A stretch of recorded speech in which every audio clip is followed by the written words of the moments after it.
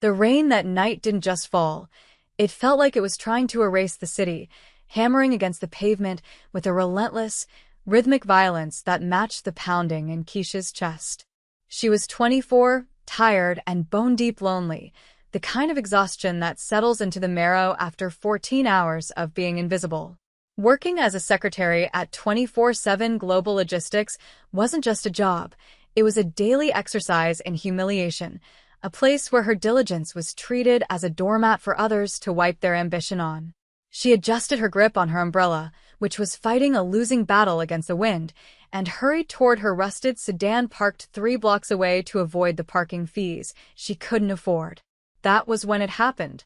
In her rush to avoid a deep puddle, she slipped. Her hips slammed into the side of a vehicle parked in the shadows, her bag's metal buckle dragging across the pristine, obsidian door with a loud screeching sound. Keisha froze. The sound was a jagged tear in the fabric of the night. She scrambled to her feet, her heart hammering against her ribs like a trapped bird, and looked at what she had done. It wasn't just a car. It was a beast, a sleek, black specialized import that looked like it cost more than her entire bloodline had earned in a century. A jagged white scar now marred its perfect paint. The street was empty. The rain was heavy. No cameras were visible in this blind spot. The easy thing, the smart thing, the survival thing would be to get in her car and drive away. No one would know. No one would ever suspect the shy, African-American secretary who barely spoke above a whisper. But Keisha couldn't move. Her grandmother's voice, a ghost of memory, whispered in her ear about integrity being what you do when no one is watching. Her hands shook violently, not from the cold, but from the terrifying realization of what she was about to do. She pulled a soggy notepad from her purse, the paper damp and fragile.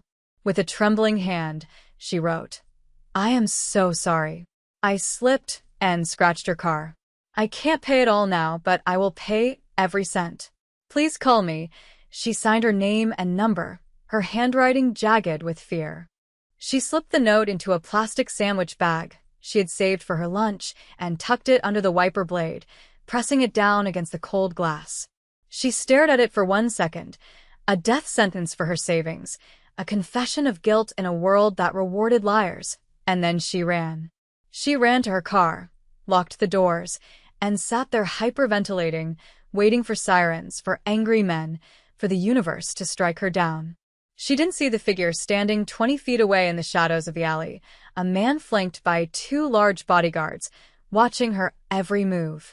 She didn't see the way the man, whose suits cost more than her annual rent, tilted his head, intrigued by the girl who apologized to a monster's car in the pouring rain. She just drove away, tears hot on her cheeks, unaware that she had just left her name in the hands of the most dangerous man the city had never dared to speak of. The next morning, the office felt sharper, colder, as if the air conditioning was pumping pure anxiety into the room alongside the recycled air. Keisha sat at her desk, her eyes rimmed with red from a sleepless night, jumping every time the phone rang. Every trill of the landline sounded like a judgment. She expected the police. She expected a scream. She expected her life to be over. "You look like you saw a ghost, Keisha," a voice drawled from above. It was Felicity, the senior executive assistant and the architect of 90% of Keisha's daily misery. Felicity was beautiful in a way that felt weaponized, sharp smiles, expensive highlights, and eyes that scanned people for weaknesses to exploit. She leaned against Keisha's cubicle, holding a latte that she would inevitably claim was made wrong so she could send Keisha back out in the cold to replace it. Or maybe you just finally realized that wearing that cardigan 2 days in a row is a fashion crime. Felicity laughed, the sound brittle and performative, designed to make the other assistants chuckle nervously. They did. They always did. Keisha just looked down at her keyboard, her fingers hovering over a spreadsheet she had already checked 3 times. "I was just tired, Felicity," Keisha whispered, her voice barely carrying over the hum of the copier. "Tired? Honey, we're all tired. Some of us just handle it with grace," Felicity snapped, dropping a stack of unfiled reports on Keisha's desk. "Finish these by noon. And don't mess it up like you did the lunch order yesterday. Keisha swallowed the lump in her throat, nodding silently. This was her life, absorbing the venom of people who felt small and needed to make someone else feel smaller to compensate. She worked in silence, the dread of the car note sitting in her stomach like a stone.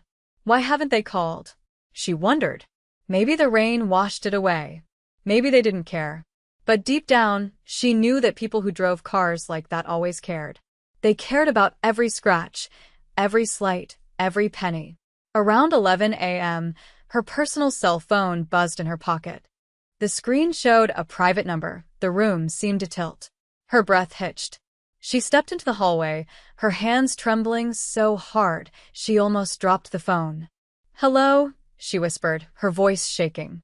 There was silence on the other end for a long, agonizing beat. Then a man's voice, smooth, low, and terrifyingly calm, spoke. "Keisha," he said. It wasn't a question. It was a statement of fact. "You left a note on my vehicle." Keisha squeezed her eyes shut, leaning against the cold wall for support. "Yes." "Yes, I did. I am so sorry. I didn't mean to. I have insurance. Well, not great insurance, but I can make payments. Please don't call the police." The man on the other end paused again. "I am not interested in the police," he said, the tone unreadable, carrying an edge of danger that made the hair on her arm stand up. "I am interested in accountability. Come to the address I just texted you. Tonight, 8 p.m. Do not be late." The line went dead before she could beg, before she could explain, leaving her standing in the fluorescent hallway with the dial tone humming like a flatline. The address led her to a part of the city where the streetlights worked, the sidewalks were clean, and the buildings scraped the sky like monuments to impossible wealth. Keisha stood outside the heavy glass doors of a private club, the kind of place that didn't have a sign, just a bouncer who looked like he could punch through a brick wall. She was wearing her best blazer, which was 3 years old and slightly frayed at the cuffs, and she felt like a child wearing a costume. When she gave her name, the bouncer's stony expression shifted, a flicker of recognition, or perhaps surprise, and he opened the door without a word.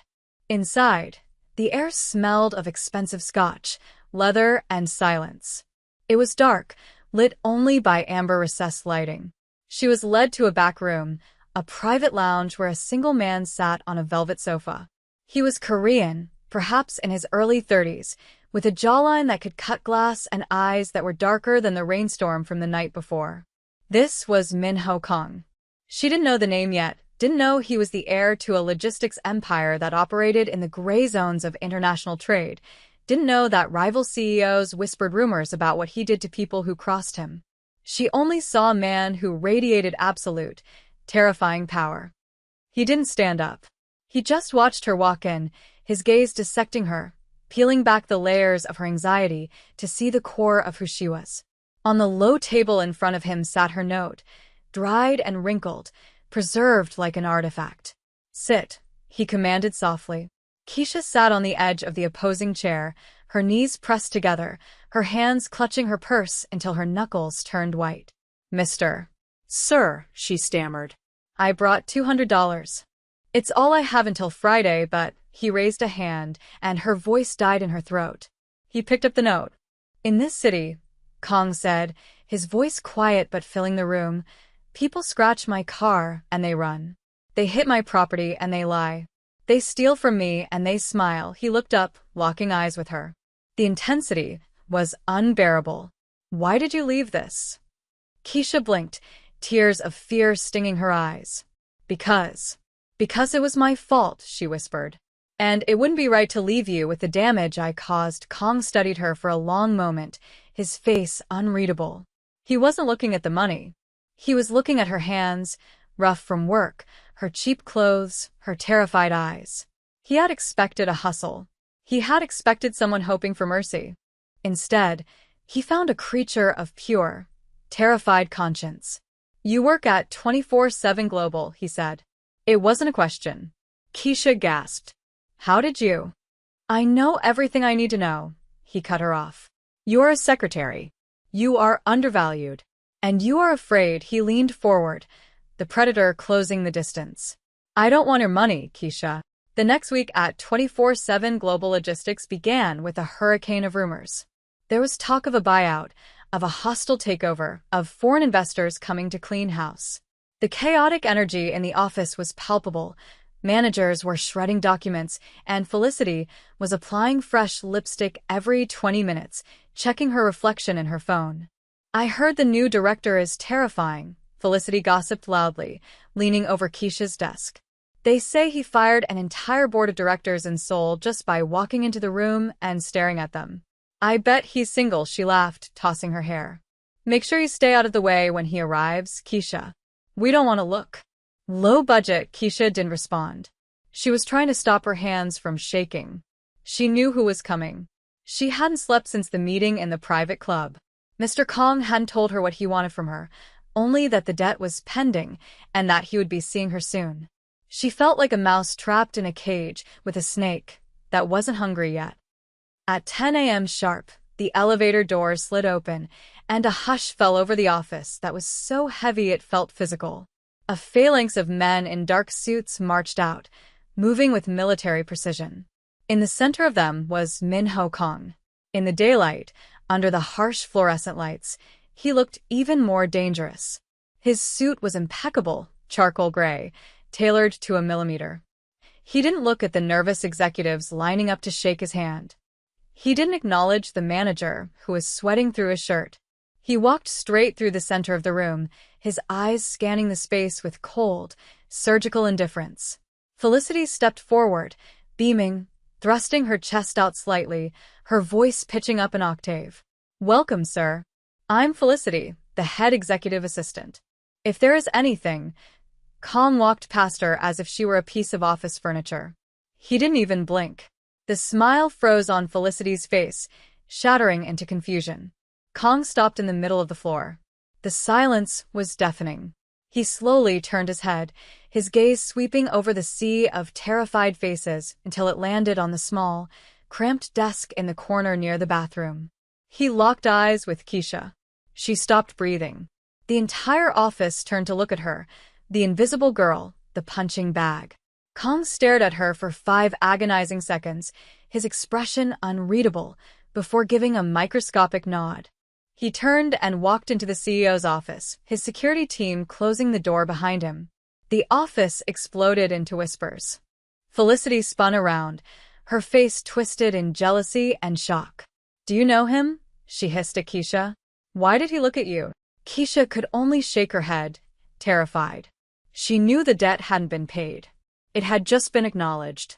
The toxicity in the office didn't vanish. It mutated. Now, instead of just being ignored, Keisha was a target of suspicion. Felicity was convinced that Keisha was somehow sleeping with the enemy or was a spy, and her bullying escalated from passive-aggressive comments to active sabotage. 2 days later, Mr. Kong summoned the support staff for a preliminary review. It was a test, though only Keisha sensed it. They were gathered in the conference room, Felicity, Keisha, and 2 others. Kong sat at the head of the table, reviewing files, his silence stretching the tension until it snapped. The quarterly reports for the logistics merger, Kong said without looking up. They are missing the risk assessment data. Who prepared this? The room went cold. Felicity had prepared the file, but in her haste to flirt with the new VP of sales, she had skipped the appendix. Keisha saw Felicity's eyes dart around, panic rising. Then, Felicity's gaze landed on Keisha. It was Keisha, sir. Felicity lied, her voice smooth and practiced. Asked her to compile the data yesterday. She must have forgotten. She's been very distracted lately. The lie hung in the air, gross and heavy. The other assistants looked down, afraid to contradict the queen bee. Keisha's heart slammed against her ribs. It was the car accident all over again. A moment where she could stay silent and survive, or speak up and be crushed. But this time, the stakes were her livelihood. She looked at Kong. He wasn't looking at the file. He was looking at her, waiting. He knew. She realized with a jolt that he probably knew exactly who did what. He was the man who had tracked her down from a license plate in 12 hours. This was the test. Keisha started, her voice trembling. Felicity glared at her, a warning in her eyes. "I did not prepare that section," Keisha said, her voice shaking but clear. "But I did proofread the final copy, and I should have caught the omission. I apologize for letting it slip through." She didn't accept the lie, but she took responsibility for the team's failure. It was a nuanced, honest defense. Felicity scoffed. "Oh, please. You just forgot." Kong slammed the file shut. The sound was like a gunshot. He stood up, walking slowly around the table toward them. He stopped behind Felicity. "In my experience," Kong said softly, "people who lie about small things will lie about big things. And people who own their mistakes even when it is painful." He walked past Felicity and stopped in front of Keisha. "Are the only ones I can trust with my money." He dropped a new file on Keisha's desk. "You are now my direct liaison for the transition. Move your things to the office next to mine." He turned back to Felicity, his voice dropping to a glacial chill. "Pack your box. You're done." The transition to the executive floor was not a fairy tale. It was a trial by fire in a glass cage. Keisha sat at her new desk, a sleek expanse of mahogany that felt too large for her, surrounded by walls of floor-to-ceiling glass that offered a panoramic view of the city she used to feel crushed by. But the view offered no comfort, only the dizzying sensation of being suspended in midair, exposed to every judgment. The whispers hadn't stopped with Felicity's departure. They had merely changed frequency, shifting from overt bullying to a low-frequency hum of skepticism that vibrated through the office. The charity case, they called her when they thought she couldn't hear, or the pet project. Every email she sent was scrutinized by department heads waiting for a typo. Every coffee she poured was watched for a spill. Keisha worked with a desperate, frantic precision, arriving an hour before Minho Kong and leaving long after the cleaning crews had started their rounds.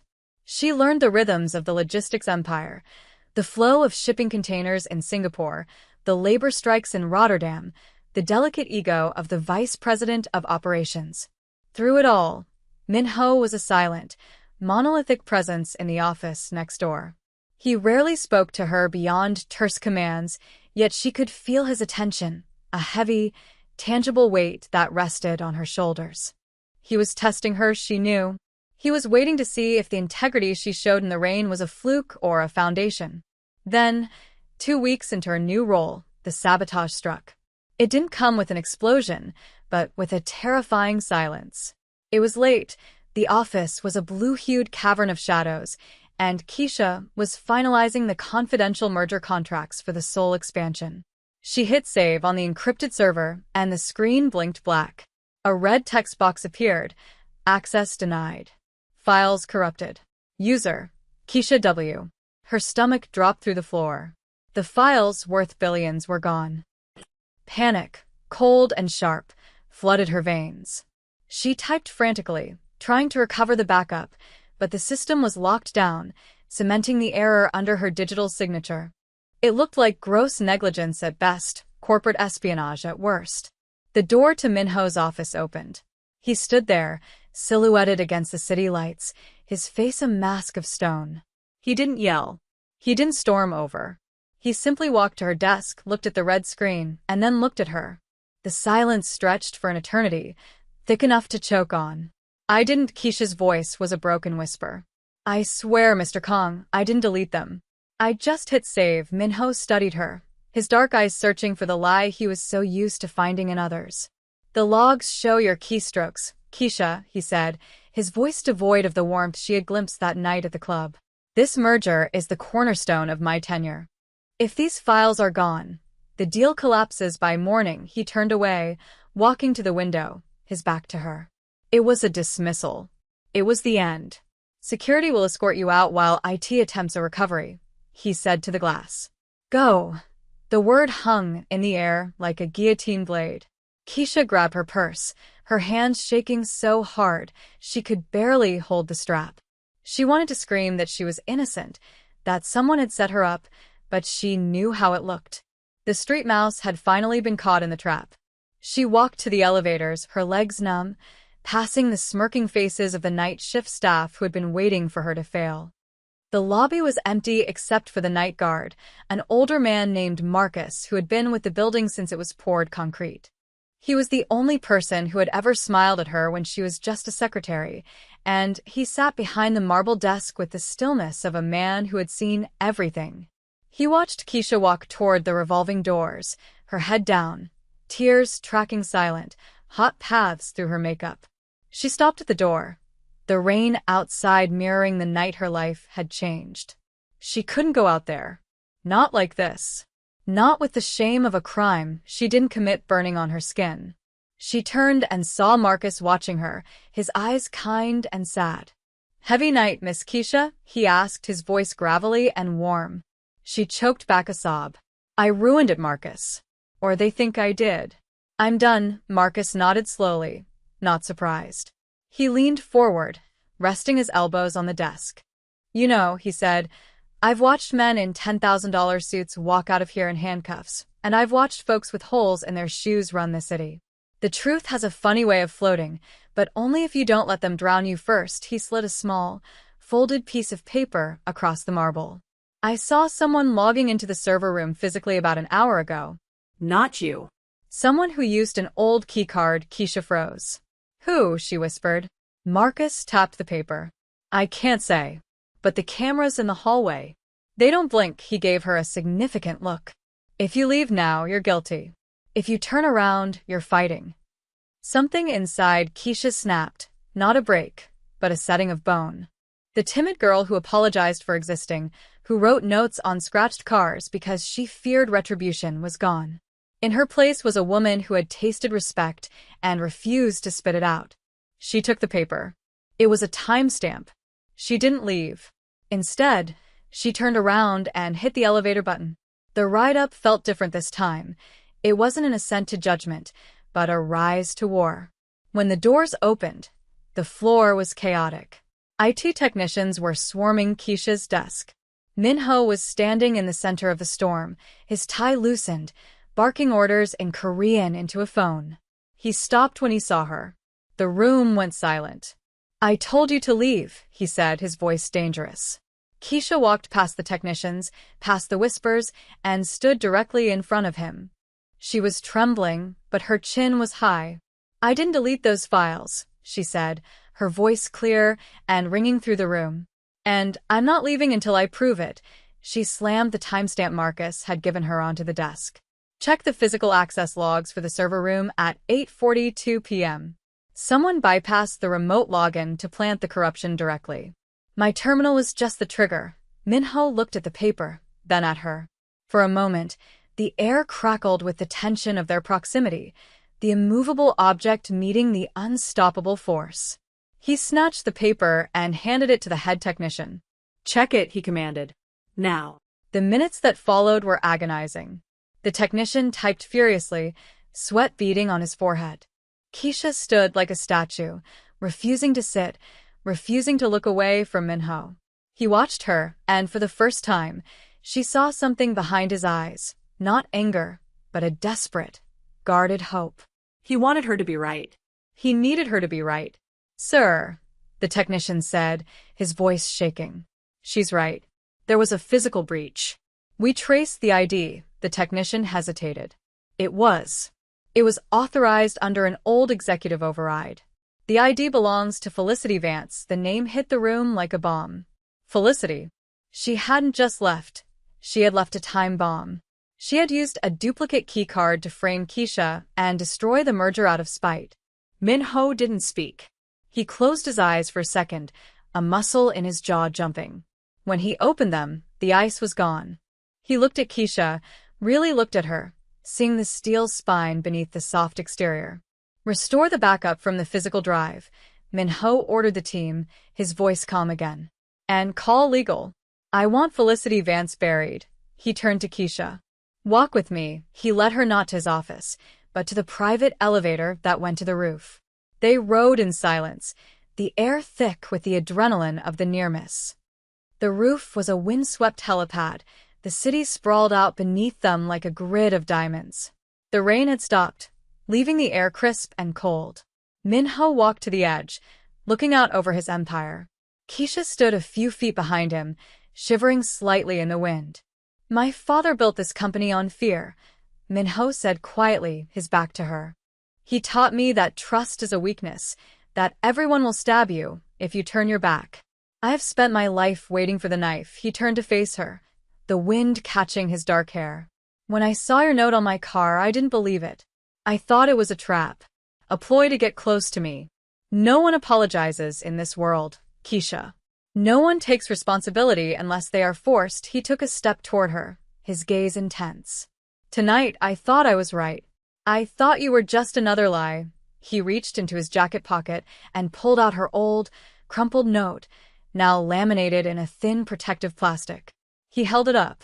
But you came back. You fought for your name. You are the only thing in this entire city that is real.